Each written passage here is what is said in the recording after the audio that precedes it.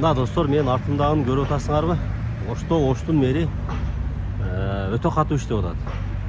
Кызыл сызыкка чыгып кеткендерди сүрүп атат, тротуарларды ачып атат. Жана ошондой эле баягындай эскилиги жеткен шаардын көркүн бузган зданияларды дагы фасадын кооздоп, башкача кылып жасаганга мындай сунуштарды берип атат.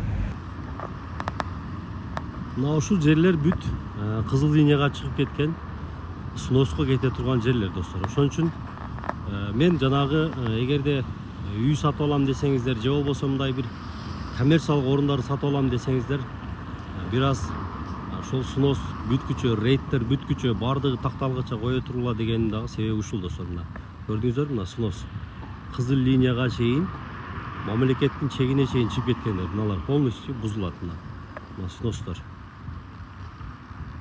Бул азыр бир эле Ош шаарында эмес, башка аймактарда дагы болуп атат деп айтып атышат, бирок мен көргөнүм ушул Ош областы жана Ош шаарында жакшы иштер жүрүп атат. Мына жолдор кеңейтилип, мына керек болсо техникаларды алып келип, ушул жолго чыгып, сызыкка чыгып кеткендердин бардыгын чыгарып бузуп атат достор.